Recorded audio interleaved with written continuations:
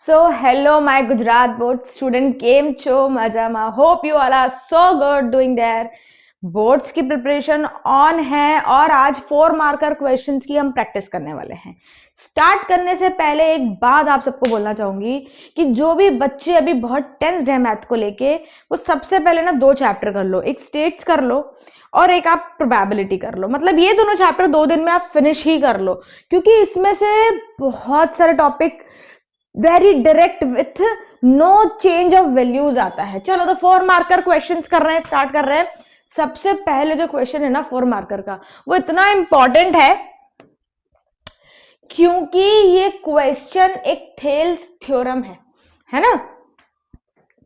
तो if a line is drawn parallel to one side of a triangle to intersect the other 2 sides, it divided into 2 equal और same ratios. एक triangle है ना, triangle, one triangle is there, और वो जो triangle है ना बच्चों, वो ट्राइंगल में किसी भी एक साइड के पैरेलल एक लाइन जा रही है। वो जो लाइन पैरेलल जाएगी वो कुछ इस तरीके से जा रही है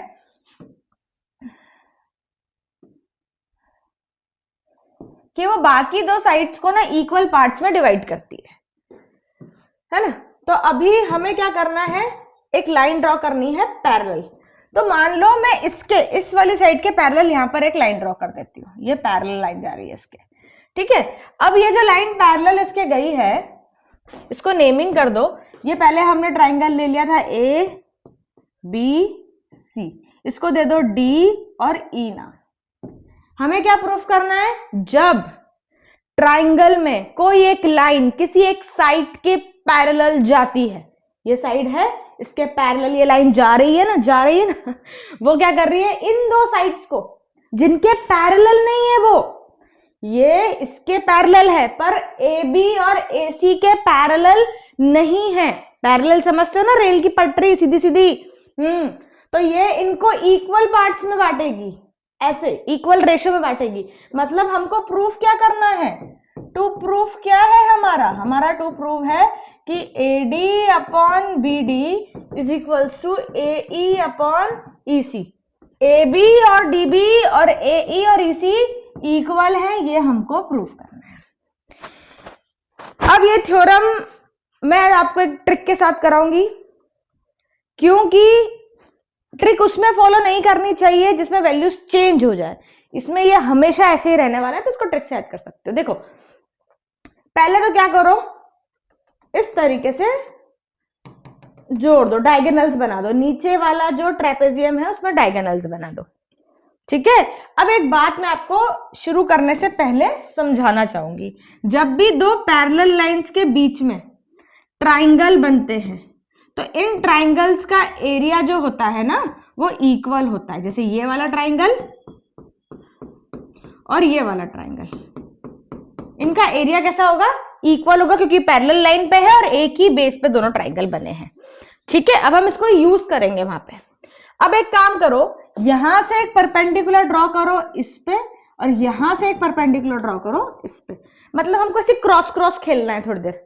इधर से इधर गए ढंटना, इधर से इधर गए ढंटना, इनको भी ज्वाइन कर दिया। नाम दे दो एमएन। इसी को नाम नहीं है, तो पॉइंट्स पे ज्वाइन हुए, वर्टाइसेस पे डायरेक्ट वो नहीं ज्वाइन हुए, उनको नाम दे दिया मैंने एमएन।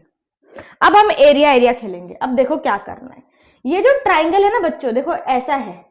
पहले मैं बनाती हूं आपका ये ट्राइंगल, उसके बाद ये यहाँ पे लाइन है।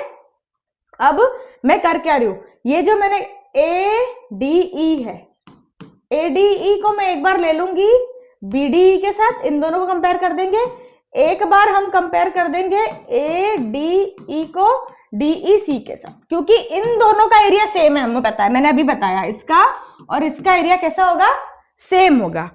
तो ये हम इस तरीके से तोड़ के समझ रहे हैं। एक बार एडी के एरिया को इससे कंपेयर कर दूंगी, एक बार एडी के एरिया को इससे कंपेयर कर दूंगी, तो नीचे वाला जो ट्रेपेजियम था वो आधा एक बार चला गया, आधा एक बार चला गया, तो कवर हो गया, है ना। चलो अभी area of triangle A D E, area का फॉर्मूला क्या होता है, half base into height, half base into height. लेकिन इसका बेस, अगर देखो यहाँ पे तो 2 हाइट दिख रही है, एक बार मेरे को ये जो AD है यहाँ पे हाइट दिख रही है मेरे को M, और एक बार मेरे को जो AD है उसकी हाइट दिख रही है मेरे को क्या, यहाँ से N। तो कौन सी लूं? दोनों ले लेते हैं। क्या करते हैं? दोनों ले लेते हैं। एक बार जब ये हाइट होगी तो बेस ये होगा, ये हाइट होगी तो बेस ये होगा, जिसपे 90 डिग्री बनता है वो बेस होता है। तो हम दोनों ही केस ले लेते हैं। तो एक बार एरिया AD का ले लूं मैं हाफ, बेस किसको ले लूं मैं? AD को। तो हाइट कितनी हो जाएगी बच्चों? EN हो जाएगी। वेरी गुड, ये फर्स्ट टर्म दे दो। फिर एक बार दूसरा भी है मेरे पास भाई, AD को मैं किससे ले लूं? हाफ। एक बार मैं बेस किसको ले लूं? AE को। तो हाइट कितनी हो जाएगी मेरे पास? DM। ठीक है। अब ये वाला एरिया, कौन सा एरिया बच्चों? ये वाला, देखो ये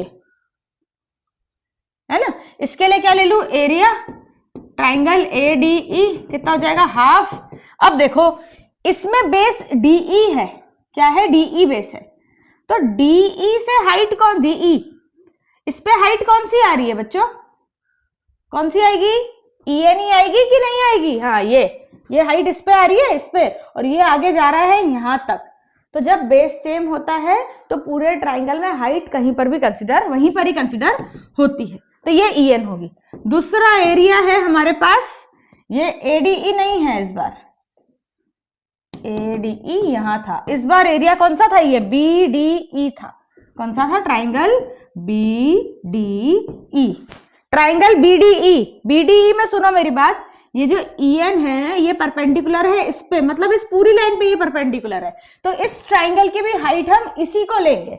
समझ में आई बात? इसी को लेंगे। तो 1/2 BD इंटू EN। ठीक है। सिमिलरली जब मैं ये वाला ट्राइंगल ले रही हूं, कौन सा?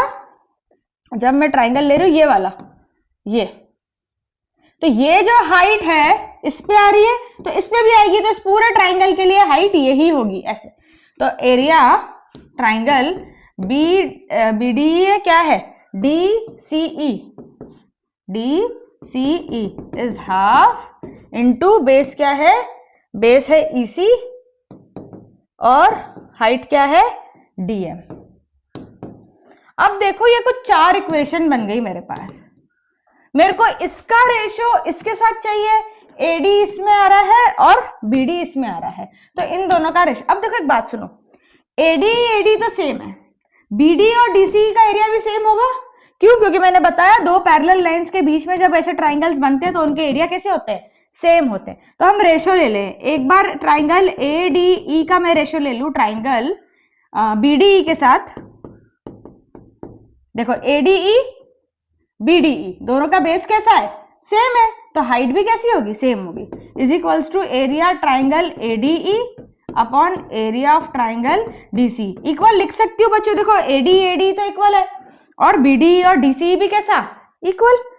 अब देखो ये हो गया हाफ AD इंटू EN, ये हो जाएगा हाफ BD इंटू EN से EN कट, हाफ से हाफ कट, तो क्या बचेगा? खाली AD अपॉन DB, है ना। इस साइड देखो हाफ AE इंटू DM, ये वाला, इसके साथ इसको लेना है, हाफ EC इंटू DM से DM कट, हाफ से हाफ कट, इस साइड क्या बचेगा?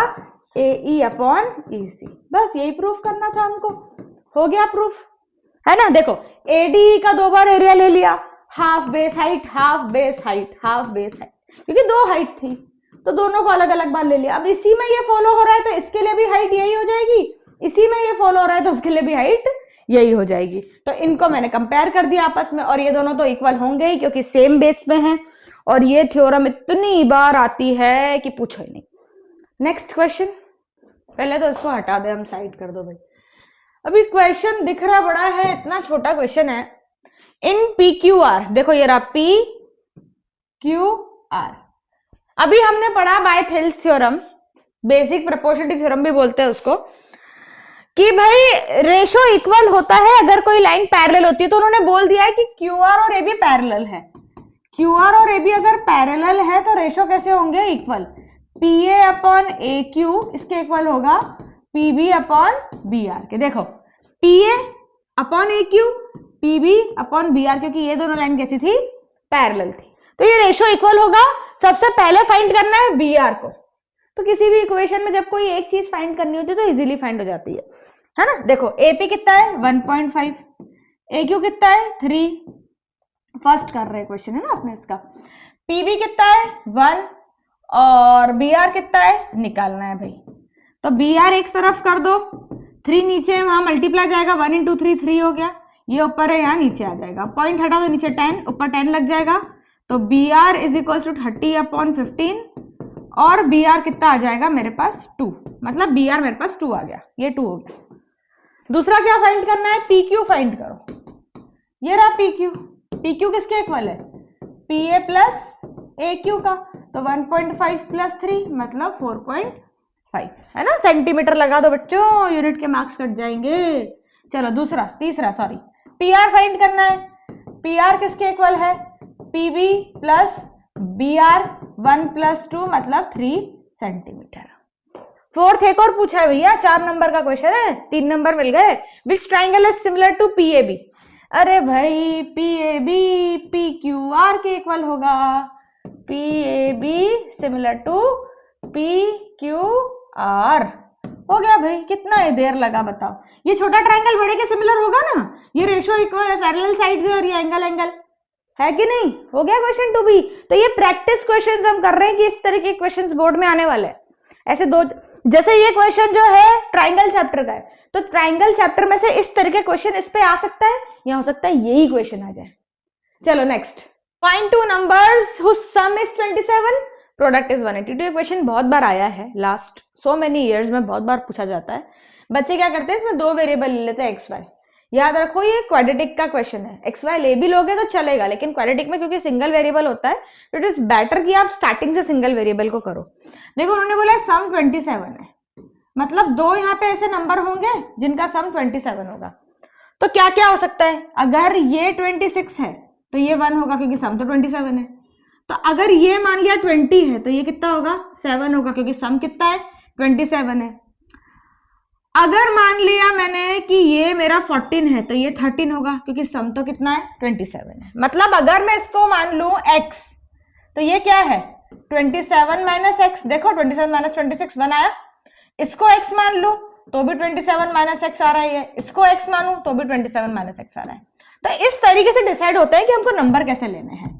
ठीक है, तो अगर एक x होगा तो दूसरा क्या होगा 27 माइनस x। तो 2 नंबर्स, फर्स्ट नंबर अगर x है तो सेकंड कितना होगा 27 माइनस x। अब बोला इन दोनों का प्रोडक्ट 182 है, मतलब x इंटू 27 माइनस x कितना है 182। मल्टीप्लाई करें तो x यहाँ जाएगा तो 27x हो जाएगा, x into x minus x square is equals to 182 minus x square plus 27x minus 182 is equals to 0। देखो ये जो फर्स्ट टर्म है ना माइनस एक्स स्क्वायर, बच्चे यहीं से कंटिन्यू कर देते हैं, स्प्लिट कम करना स्टार्ट कर देते हैं। याद रखो इसकी कोफिशिएंट को हमेशा प्लस करो। तो अगर इसको प्लस करना है तो मुझे माइनस कॉमन लेना पड़ेगा, तो ये प्लस हो जाएगा, ये माइनस हो जाएगा और माइनस वाला क्या हो जाएगा प्लस हो जाएगा। जब भी माइनस साइन कॉमन लेते हैं तो क्या हो जाता है साइन चेंज, ये माइनस वहां जाके 0 में खत्म हो गया। तो इक्वेशन बन गई x square 27x plus 182 is equal to 0। अब क्या करें 182 का एलसीएम करो, देखो क्या आता है। 2 से गया 91, 91 2 3 4 5 7 के टेबल में जाएगा 21 और 3 जा, अब ये 13 से गया 1, तो 2 इंटू 7 इंटू 13 14 इंटू 13 14 इंटू 13 आ जाएगा 182, 14 प्लस 13 आ जाएगा 27। लेकिन क्योंकि ये नेगेटिव है तो मैं इसको नेगेटिव नेगेटिव में ले लूंगी। देखो कितना होगा यहाँ पे, कितना हो जाएगा यहाँ पे, ये एक्स स्क्वायर माइनस 27 की जगह क्या लिखूं minus 14x minus 13x plus 182 is equals to 0। ये x कॉमन आया तो x माइनस 14 माइनस 13 कॉमन लो, x माइनस 14। क्यों माइनस 13 कॉमन लिया, क्योंकि अगर 13 कॉमन लूंगी तो ये नेगेटिव आएगा ये पॉजिटिव, जबकि मुझे x माइनस 14 चाहिए। तो एक हो गया x माइनस 14, एक हो गया x minus 13 is equals to में चल रहा है 0। तो एक नंबर हो गया 14, एक नंबर हो गया 13, यही नंबर है हमारा भाई। 14 और 13, तो यही पता चल गया था हमको 14 और 13 आएंगे, 2 नंबर्स हमारे, है ना। तो इतना फिर भी एक बार कर लेना पड़ता है कि मे बी यहाँ पे चेंज हो जाए। देखो अब एक 2 नंबर्स का सम आना चाहिए कितना, 27 आ रहा है, वेरीफाइड। 2 नंबर्स का प्रोडक्ट आना चाहिए 182, आ रहा है, वेरीफाइड। कितना इजी क्वेश्चन है, क्वेश्चन तो यही समझ में आ गया था हमको, इक्वेशन बन गई, क्वेश्चन हमको यही समझ में आ गया था। क्यों? क्योंकि इसका कोएफिशिएंट 1 है, मतलब कुछ में मल्टीप्लाई नहीं होगा।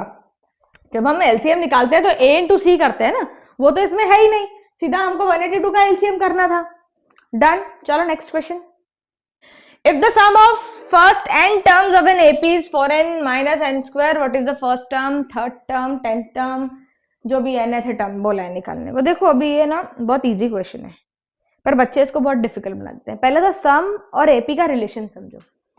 जो अरिथमेटिक सीरीज होती है A1, A2, A3, A4 ऐसे जाती है ये AN तक। सम क्या होता है? सम ऑफ सीरीज का मतलब क्या होता है? सम ऑफ 1 नंबर मतलब फर्स्ट नंबर, तो सम ऑफ फर्स्ट नंबर क्या होगा? जो 1 होगा वही होगा।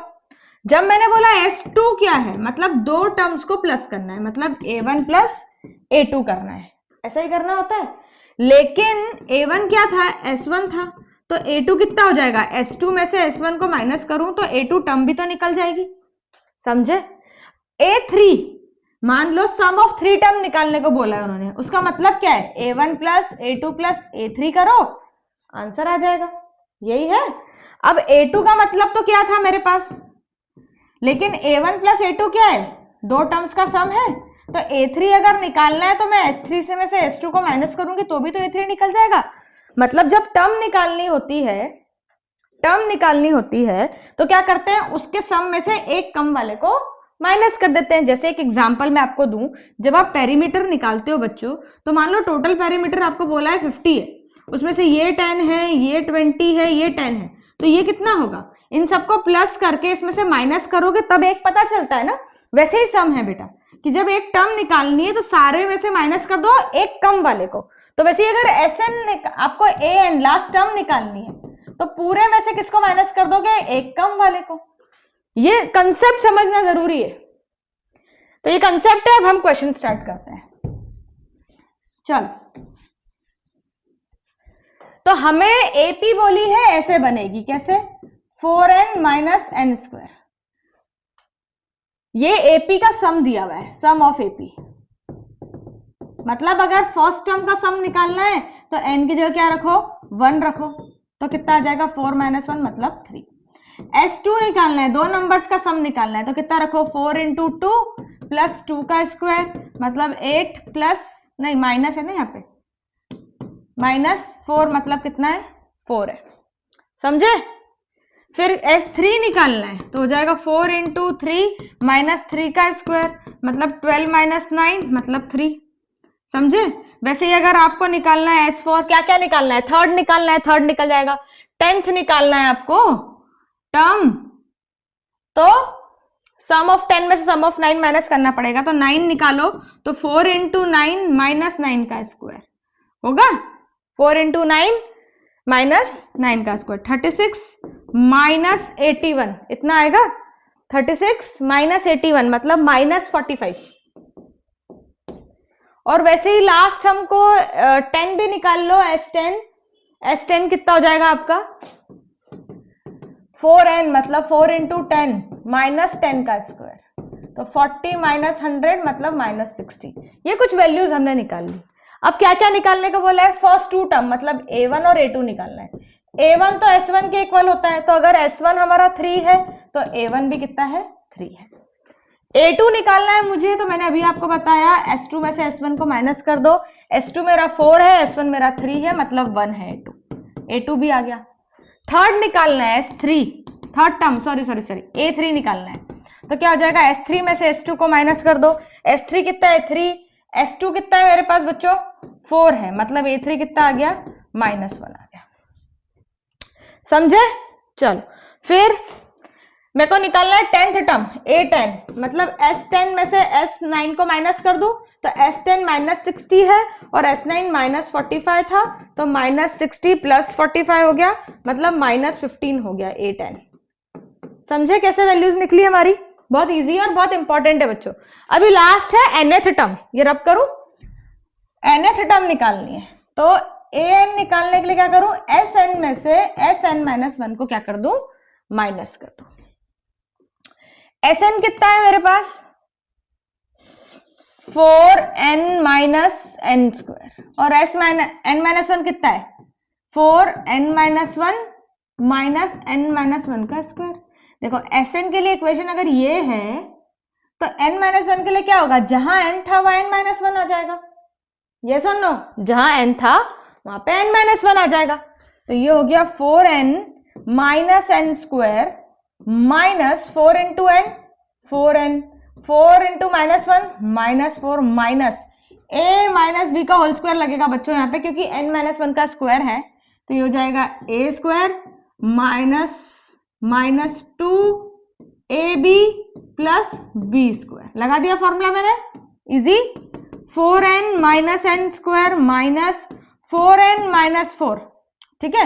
ये n इसके पास गया तो माइनस n स्क्वायर हो गया, ये माइनस इसके पास गया तो माइनस माइनस प्लस 2n हो गया, ये माइनस इधर गया तो -1 हो गया, ठीक है। अभी माइनस साइन दे दे सबको, -4n होगा, minus minus plus 4 minus minus plus n square, yes और नो। फिर minus plus -2n minus minus plus 1, n square से n स्क्वायर कट जाएगा बच्चों, 4n से 4n कट जाएगा बच्चों, -2n बचेगा, +4 +1 +5 बचेगा। तो ये हमारी क्या आ गई, an टर्म आ गई। तो कंसेप्ट यही है, जब भी टर्म निकालनी है और सम दिया है, क्या बोल रही हूं मैं, टर्म निकालनी है और सम दिया है, तब क्या करेंगे हम, जो भी टर्म निकालनी है उतने के सम में से एक कम वाले सम को माइनस कर दो। मतलब अगर a10 निकालना है तो s10 में से s9 माइनस करो, a15 निकालना है तो s15 में से s14 माइनस करो। This is the concept. चलो नेक्स्ट क्वेश्चन। वाह भाई वाह, find the value of N A B. इतना इंपॉर्टेंट क्वेश्चन है ये, मिसिंग फ्रीक्वेंसी वाला, बहुत बार आता है। चलो बनाओ टेबल, क्या फाइंड करना है। अच्छा मीडियन दिया हुआ है हमको, ए और बी की वैल्यू निकालनी है, मीडियन का फॉर्मूला लगेगा, है ना, पता है ना। चलो नंबर ऑफ लेटर कितने दिए हैं, 1 से 4, 4 से 7, 7 से 10। चलो पहली चीज तो कंटिन्यूअस डेटा दिया है तो उसको कंटिन्यूअस बनाने की जरूरत नहीं है। अगर कंटिन्यूअस नहीं दिया होता तो होगा ऐसा कि कंटिन्यूअस नहीं देंगे। फिर लास्ट वीडियो में एक क्वेश्चन कराया मैंने वैसा, नंबर ऑफ सरनेम दिए, फ्रीक्वेंसी दी है 6, ए 40, 16, बी और 4। CF निकालो, CF कैसे निकलेगा, 6 का 6, ये 6 प्लस ए हो गया, ये हो गया 46 प्लस ए, ये हो जाएगा 62 प्लस ए, ये हो जाएगा 62 प्लस ए प्लस बी, ये हो जाएगा 66 प्लस ए प्लस बी। कैसे आया, पहली टर्म ऐसी की ऐसी होती है, ये दोनों प्लस होंगे, ये आएगा, इसके साथ ये प्लस होगा तो ये आएगा, ये प्लस होगा तो ये आएगा। CF मतलब ऐड करते जाओ, क्यूमुलेटिव है, जोड़ते जाओ, ठीक है। अभी देखो यहाँ पर सब, अभी हमारा टोटल फ्रीक्वेंसी हमको दी होगी कितनी है, तो 100 ये दी है, मतलब इन सब का सम 100 है। इन सब का सम अगर 100 है तो कैसे 100 है भाई, यहाँ पे तो क्या आ रहा है 46 ऐसे आ रहा है, तो इनका सम तो आ रहा है मेरे पास 66 प्लस ए प्लस बी, वो 100 है। मतलब ए प्लस बी कितना है मेरे पास बच्चों, 100 में से 66 को मेरे को माइनस करना पड़ेगा तभी तो आएगा, है कि नहीं। 34 कि 44, 34। तो a प्लस बी मेरे पास 34 है। ये इक्वेशन को रख लेना चाहिए, यहीं से पहली इक्वेशन बनती है। मिसिंग फ्रीक्वेंसी में, मीडियन में पहली इक्वेशन फ्रीक्वेंसी से बन जाती है। अब देखो सबसे क्लोज कौन सा है, देखो 100 आया तो सबसे पहले उसका हाफ करते हैं, आता है 50। जो भी टोटल नंबर ऑफ n होता है, मतलब फ्रीक्वेंसी होता है, उसका हाफ करो। 50 जो हाफ आता है वो देखो किसके करीब है, इन सब में से 50 किसके करीब है, इसके करीब है, 46 प्लस 1 है। ये बहुत ज्यादा हो जाएगा, ये बहुत कम हो जाएगा, तो इसके जस्ट ऊपर वाली होती है CF 6 प्लस ए, इसके सामने वाली होगी F, मतलब F है मेरे पास 40, लोअर फ्रीक्वेंसी है 7, हाइट है मेरे पास 10-7 मतलब 3। फॉर्मूला मीडियन का क्या होता है भाई हमारे पास, L plus n/2 minus CF upon F into H, ये होता है। m कितना है मेरे पास 8.05, L कितना है मेरे पास 7 प्लस n/2 मेरे पास कितना आया बच्चों अभी 50, CF मेरा कितना है 6 plus A, okay 6 plus A, okay. F कितना है बच्चों 40 है, इंटू में 3 है, ठीक है। सबसे पहले ये +7 को वहां ले आओ, -7 हो जाएगा, ठीक है। तो ये हो गया 1.05। इधर क्या बचा 50 minus 6 minus A upon 40 into 3। अब ये 40 नीचे डिवाइड में, इधर ऊपर आ जाएगा मल्टीप्लाई में, 3 मल्टीप्लाई में नीचे आ जाएगा, 50 माइनस 6 हो जाएगा 44 माइनस A, ऐसे ही आएगा। अब ये हटा दो, नीचे हो गया 100, 105 इंटू 40 अपॉन 100, 10 से 10 कट जाएगा और 1093 के टेबल में आता है कितने जा 35 जा, और जब मैं 35 इंटू में मैं यहाँ पे कर दूंगी 4 और डिवाइड कर दूंगी उसको 42 मेरा आ जाएगा यहाँ पे 42 is equals to 44 minus A, 44 minus A 42 4 upon A। ये एक बार और कर लो बच्चों यार, थोड़ी मिस्टेक हो गई यहाँ।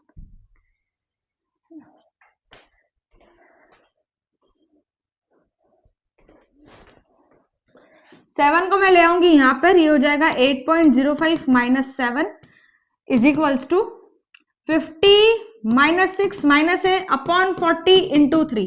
ये यहाँ डिवाइड में वहां मल्टीप्लाई में जाएगा, ये बचेगा 1.05 into 40 upon 3 is equals to हो जाएगा 44 माइनस A। ये हो जाएगा आपका 42 upon 3 is equals to 44 minus A। और जब मैं 42 upon 3 is equals to 44 minus A करूंगी तो मेरा आ जाएगा -30। ये हो गया 1 जा, ये हो गया मेरे पास 12 जा, 12 minus 44 is equals to minus A, ये हो जाएगा -30 is equals to minus A की वैल्यू मेरे पास 30 आ जाएगी। लेकिन A प्लस B कितना था 34 था, तो A अगर 30 आ गया तो B कितना होगा बच्चों, B होगा 4। आ गई मिसिंग फ्रीक्वेंसी। तो क्वेश्चन इजी है, जब भी मिसिंग फ्रीक्वेंसी देंगे ना क्वेश्चन ध्यान से पढ़ना, मीन मीडियन या मोड जो भी होगा उसकी वैल्यू आपको गिवन होगी।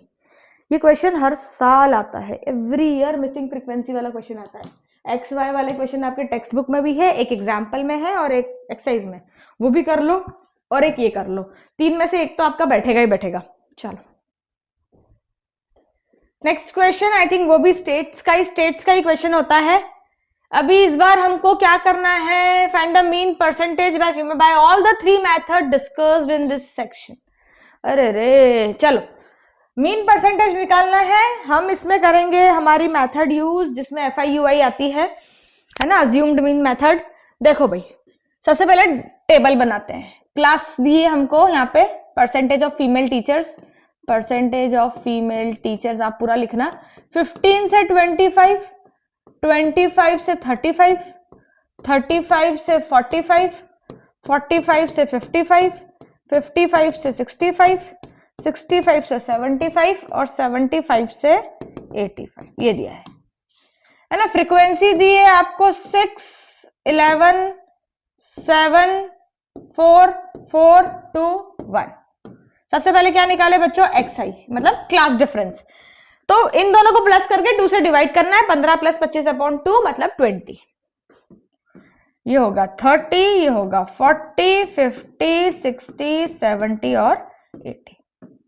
UI कैसे निकलता है, पहले तो इनके बीच में क्या है, ये अज्यूम्ड मीन है बेटा। ये होता है कि क्लास मार्क में से अज्यूम मीन को माइनस करो और उसको डिफरेंस से, हाइट से, क्लास डिस्टेंस से डिवाइड करो, तो कितना है 25 माइनस 10 है, मतलब H क्या है हमारे पास 10 है। तो XI है 20 माइनस करो 50, देखो XI है 20 माइनस करो 50 डिवाइड करो 10 से, तो -30 अपॉन 10 मतलब -3 आएगा, यहाँ आएगा -3। फिर है 30 माइनस 50 अपॉन 10 मतलब -20 अपॉन 10 मतलब -2 आएगा। फिर है 40 माइनस 50 अपॉन 10 तो कितना आएगा -1 आएगा, ये 0 आएगा, फिर ये 1, 2, 3 आएगा, है ना। 1 बात 3 बता दिए, बाकी आप भी कर सकते हो। अब यहाँ पर करना है FIUI, है ना, टेबल में हमको क्वेश्चन में जो जो चाहिए वो सब। FIUI 6 into 3 minus 18, 11 into 2 minus 22, 7 into minus 1 minus 7, 4 into 0 0, 4 into 1 4, 2 into 2 4, 1 into 3 3.